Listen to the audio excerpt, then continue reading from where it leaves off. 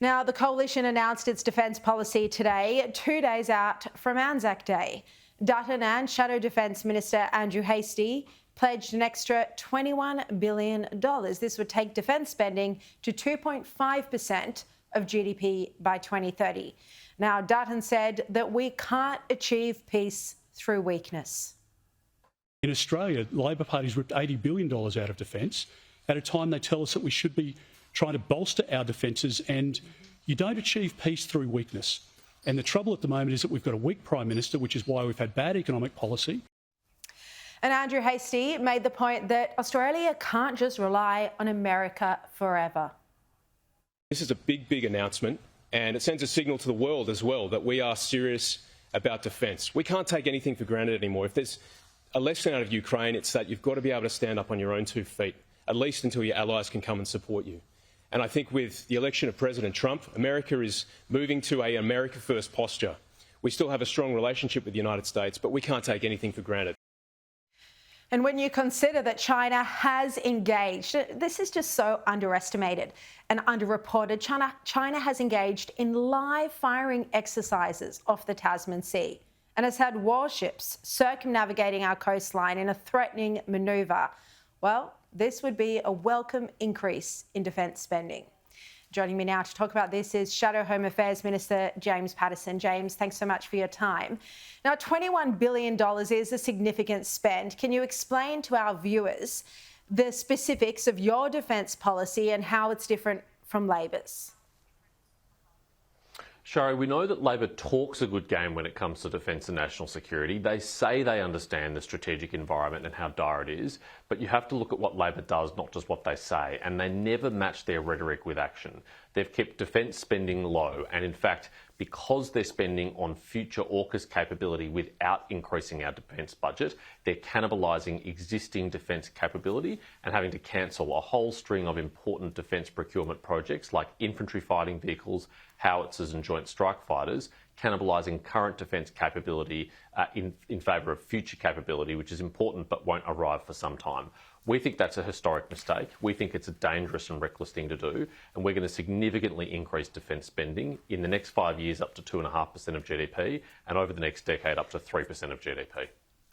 The Prime Minister today said that this is a media release in search of a policy. So how will the $21 billion be spent? What new equipment will be purchased? We've given some examples already, like restoring the 4th Squadron of Joint Strike Fighters that Labor cancelled, those F-35 fighter jets. But we're not going to make the same mistake that Labor did before the last election of basically entering into negotiations and procurement contracts without the benefit advice. And I'll tell you why. At his major foreign policy and national security address before the last election, Anthony Albanese said we're going to put Tomahawk missiles on the Collins-class submarines. Well, the only problem with that was that it turned out when they got into government, they realised that those Tomahawk missiles were no longer in production that could go on the Collins-class submarines, and it was too expensive and complicated to retrofit the Collins-class submarines to host those Tomahawk missiles. So that was a major blunder on national security and defence that Anthony Albanese made because he didn't have the benefit of the advice, and he tried to make a big promise before the election without the benefit of it. We're not going to make that same mistake. But you could say, generally speaking, that you want to invest in more aerial drones or more missiles or more submarines, for example. That's right, Sharri, and we have said all of that. We've said that we're going to be investing in more guided weapons, including missiles. We've said that we're going to be investing in lethal drones. We've said we're going to be investing in upgrading our defence bases and facilities, because right now they're at grave risk of not being ready for AUKUS in just 2 years' time, when we're supposed to be receiving the first rotational US submarine, Virginia-class submarines at Fleet Base West in Western Australia. If we don't get that base up and running, if it doesn't have if it's not ready to receive them, then we will have failed at the first AUKUS hurdle, and that's because this government's failing to put the money in that it needs to. Look, at this announcement today, Andrew Hastie was grilled on the topic of women in combat. Let's have a look at that. Our coalition policy is that all combat roles are open to women.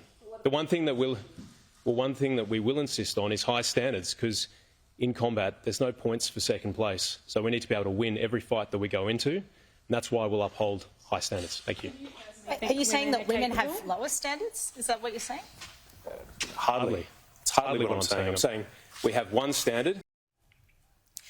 and it went on that questioning. Now, James, I'm a feminist, but this isn't a case of gender bias. I mean, the reality is that most men wouldn't qualify for the SAS because of physical strength, let alone women who are, for the most part, but not all, biologically simply not as strong. Sharri, a lot of people who've been lecturing Andrew Hastie about this haven't seen what he's seen, haven't served in the way he has, and I think they should be a bit more humble, including the Deputy Prime Minister. But our policy is very clear. Any person, regardless of their gender or their sexuality or their race or their religion or any other characteristic, any person who meets the standard is welcome to serve. In fact, we want more people to serve. We want more people to sign up because on this government's watch, we have a recruitment and retention crisis. The ADF is 5,000 people below its authorised strength, and that is a disaster in a dangerous security environment. So if you're a patriotic and fit and able Australian, we want you to sign up and we want you to serve, regardless of your gender or any other characteristic. Yeah, absolutely. And that recruitment is a major issue. And the lack of recruitment is in large part to how returning veterans have been treated. Now, I spoke last night on the show about how the national polls are telling a different story to the internal Liberal polling. Dutton mentioned this on air yesterday as well. I think if you have a look at the 2019 poll result, where all the published polling was pointing one way, the reality is that there was a different outcome. Now, I'm not going to go into the private polling, but you'll see where the government's spending money at the moment in their seats. They're defending seats at the moment. They're not on the offensive. So I think there's a bit more of a sophisticated view in relation to the polling and what's happening at the moment. Australians are hurting. That's the reality. So, James, what's your sense at the moment? You're the Coalition campaign spokesman. You're in the Coalition headquarters. Is pessimism setting in about the election result, or is Dutton right that your internal Liberal Party research is still showing a better outcome than the national polls? This election is still very much up for grabs, and over the next week and a half we'll be sticking to our message about how Australians will be better off under a Dutton coalition government. And let me give you a data point that illustrates why this election is still up for grabs. There's 4 seats in Victoria that are traditional safe Labor seats: Hawke and Gorton in the northwest and Holt and Bruce in the southeast. In each of those seats over the last few months, the Labor Party has spent at least $70,000 on Google and YouTube advertising, in some of those seats up to $110,000. Now, those are seats which have not been held by the Liberal Party for decades. Some of those have margins of more than 10%. If you're dropping $100,000 in Gorton on online advertising, that shows you what you really think about where this election is going to be fought and won and lost. And I've never seen a government seeking a second term in office have such a defensive posture and be spending so much money and time and effort trying to hold traditional safe Labor seats. That tells you what Labor thinks about where this campaign's really at. So you said there at the start of that answer that the election is still anyone's to win. Are you legitimately saying that the Coalition could win majority government here, minority government? What exactly do you think is a realistic prospect? I'm not going to get into the dangerous game of specific predictions, Sharri, but suffice to say, this government has not sold the deal with the Australian people. They have not convinced the Australian people that they deserve another 3 years, and for good reason, because their performance in their first 3 years has been so abysmal. It's not going to get any better in their next 3 years, should they be lucky enough to have that, particularly if they're reliant on the Greens and the Teals, as they likely would be in a hung parliament scenario. So Australians do have a choice to make over the next 10 days. And they should really seriously contemplate what their future would look like under Anthony Albanese, with Adam Bandt as a co-pilot, with the Teals as co-pilots. Just think about what that'll mean for the economy, for our national security, for our place in the world.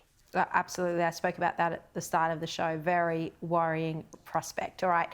James Patterson, thank you very much for your time.